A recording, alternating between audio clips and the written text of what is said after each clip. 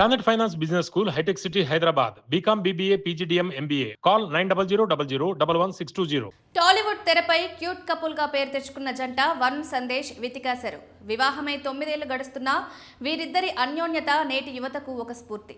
అయితే పెళ్లై ఇన్నేళ్లవుతున్నా వీరికి సంతానం కలగకపోవడంపై సోషల్ మీడియాలో తరచూ రకరకాల వార్తలు వినిపిస్తుంటాయి.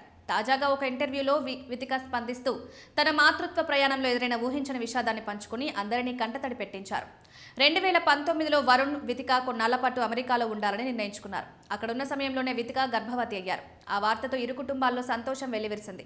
కానీ విధి మరొకలా తలచింది. అకస్మాత్తుగా ఆమెకు గర్భస్రావం జరిగింది. ఆ బాధను తట్టుకోలేక వారు వెంటనే ఇండియాకు తిరిగొచ్చేశారు. గర్భం దాల్చిన తొలి 40 రోజుల్లో విపరీతంగా ప్రయాణాలు చేయడం వల్లే అబార్షన్ అయిందని, అప్పుడు ఆ విషయం తనకు తెలియలేదని ఆవేదన వ్యక్తం చేశారు. ఇండియా వచ్చిన తర్వాత కూడా వితిక ఆరోగ్య సమస్యలు ఆమెను వెంటాడాయి. అమెరికాలో గర్భస్రావం జరిగిన సమయంలో బేబీకి సంబంధించిన కొంత భాగం గర్భసంచిలోనే ఉండిపోవడంతో అది మరోసారి గర్భం దాల్చినట్లు భ్రమ కలిగించింది. అయితే అది ప్రాణాపాయమని వైద్యులు గుర్తించి రెండోసారి ఆమెకు అబార్షన్ చేసి గర్భసంచిని శుభ్రం చేశారు. వరుసగా 2 సార్లు జరిగిన ఈ పరిణామాలు ఆమెను శారీరకంగానే కాకుండా మానసికంగా తీవ్రంగా కుంగుదీశాయి. ఆ గడ్డు కాలంలో భర్త వరుణ్ ఇచ్చిన తోడ్పాటుతోనే తాను మళ్లీ మామూలు మనిషినయ్యారని వితిక చెప్పుకొచ్చారు. ప్రస్తుతం వితిక తన దృష్టిని కెరీర్, ఆర్థిక భద్రతపై నిలిపారు. పిల్లలు పుట్టాక వారికి అత్యుత్తమ సౌకర్యాలు కల్పించాలంటే ఆర్థికంగా బలంగా ఉండాలని, అందుకే ప్రస్తుతానికి సంపాదనపై ఫోకస్ పెట్టామని తెలిపారు.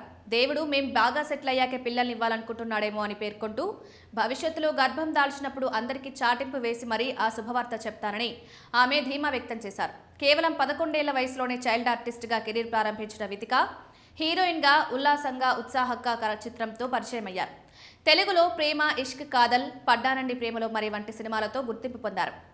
ఈ సినిమా షూటింగ్ సమయంలోనే హీరో వరుణ్ సందేశ్తో పరిచయం ఏర్పడి అది ప్రేమగా మారి 2016లో వివాహ బంధంలోకి అడుగుపెట్టారు. వీరిద్దరూ కలిసి బిగ్ బాస్ తెలుగు సీజన్ 3లో పాల్గొని బుల్లితెర ప్రేక్షకులను మరింత దగ్గరయ్యారు. ప్రస్తుతం వితిక యువర్ బెస్టీ అనే యూట్యూబ్ ఛానల్ ద్వారా విజయవంతమైన వ్లాగర్గా కొనసాగుతున్నారు.